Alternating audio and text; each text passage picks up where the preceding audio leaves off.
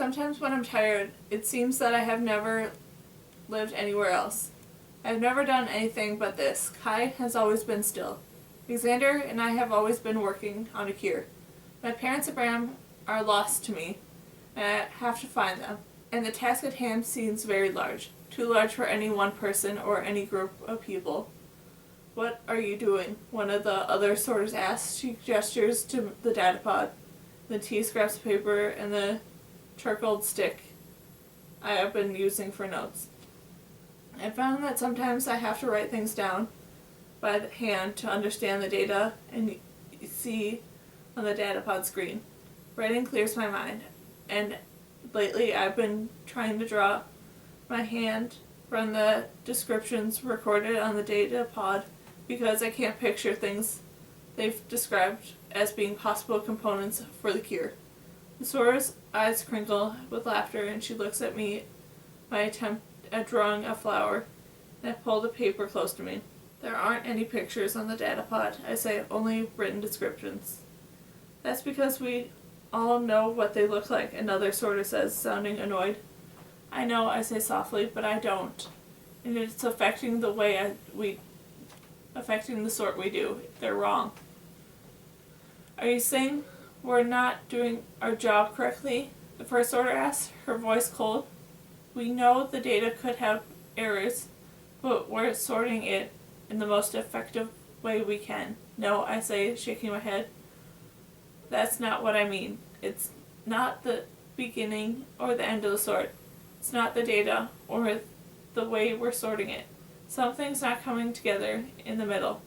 And the correlation of the list. It's as if there's an underlying phenomenon that we're not observing, some latent variable that we're not measuring in data. I'm sure that our understanding of the relationship between the two sets of data isn't right. As sure as I am that I'm missing the middle of the Red Garden Day memory.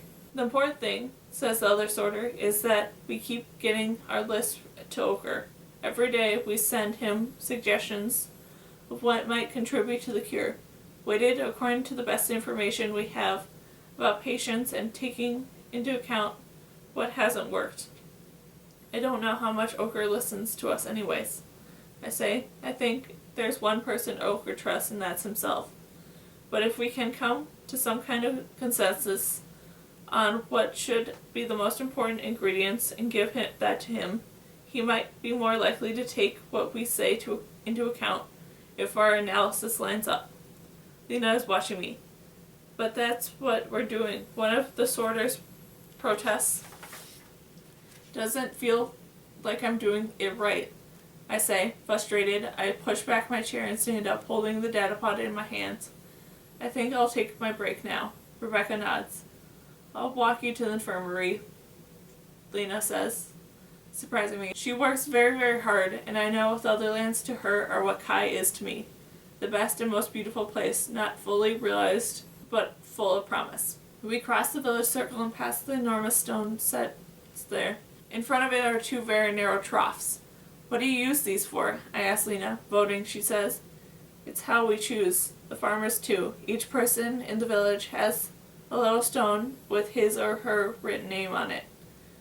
And the troughs are where people cast their stones and choose. The choice or thought with the most votes wins. And are there always two options to choose? Usually, Lena says, and she gestures for me to follow her around the other side of the stone. I look back here. There are teeny names and stones arranged in columns. Someone has clipped and carved them in. And they start at the top and come down to the bottom, where only the little room left. This column, Lena says, is a list of all those who have chosen to die in this village at Edstone. And this, she adds, pointing to another part of the stone, is the list of people who have gone on to the other lands.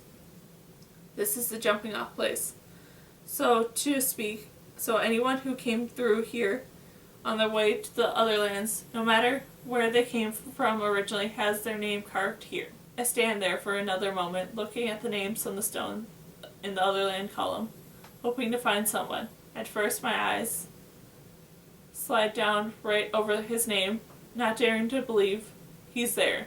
But then I look back and it hasn't disappeared. Matthew Markingham.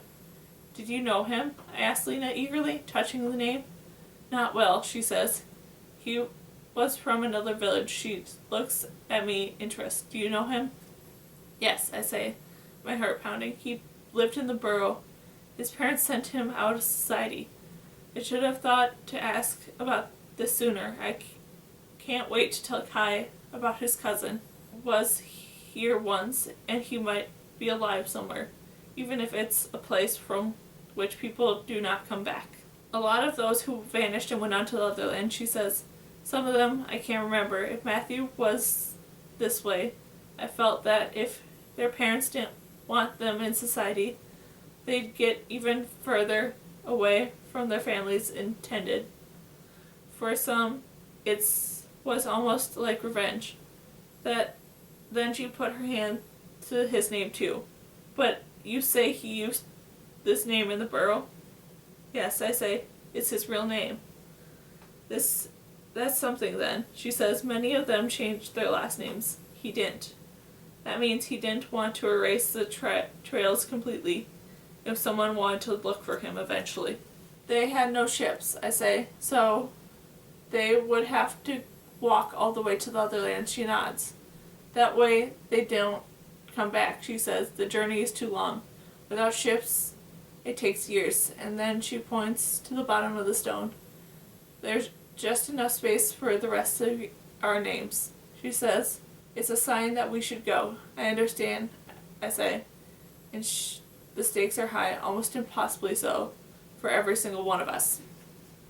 When I get to the infirmary, I tell Kai about the stone. It's proof that Anna's right, and he didn't die in Oria.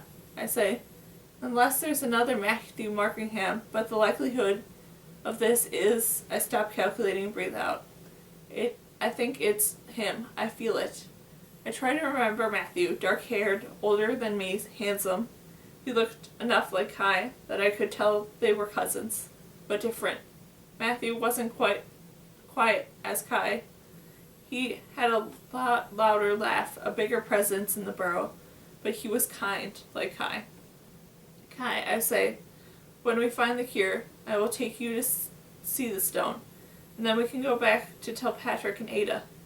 I'm about to say more when the doors open. Anna has brought Eli to see me at last.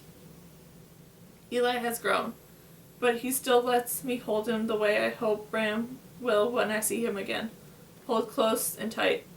You made it, I say. He smells like the outdoors and is scent of pine and dirt, and I'm so glad he's well, and tears stream down my cheeks, even though I smile.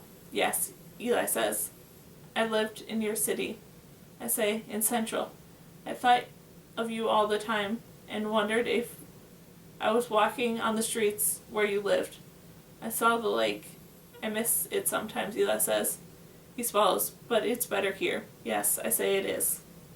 When Eli pulls away, I look over at Hunter, who still wears blue markings up and down his arms. His eyes are very tired. I want to see Kai, Eli says. Are you sure Eli's immune? I ask Anna. She nods. He doesn't have the mark, she says, but none of us do. I step away from the cot so Eli could go around to the other side. He crouches down next to Kai and looks right into his eyes. I live in the mountains now, he tells Kai. I have to turn away. Anna points at my datapod. Are you any closer to the cure? She asks. I shake my head. I'm not helping, I say. I don't know enough of the things on the list. I can read the descriptions, but I don't know what the plants and animals you eat look like. And you think that matters? Anna asks. I do, I say. I can draw you some pictures for you, she says. Show me the item on the list that you've never seen before. I pull out a scrap of paper. I've written them down for her. It's a long list and I feel embarrassed. I'll work on it right away, she says. Where should I begin? Flowers first, I say, feeling it feels right. Thank you, Anna. I'm glad to do it, she says. And thank you for coming to see Kai. I tell Hunter. He shakes his head as if to say it's nothing. That I want to ask him how he is, to find out more about what his life has been like here in the mountains. But he nods to me and leaves. I should go too. I have more sorting to do, always, until we find the cure.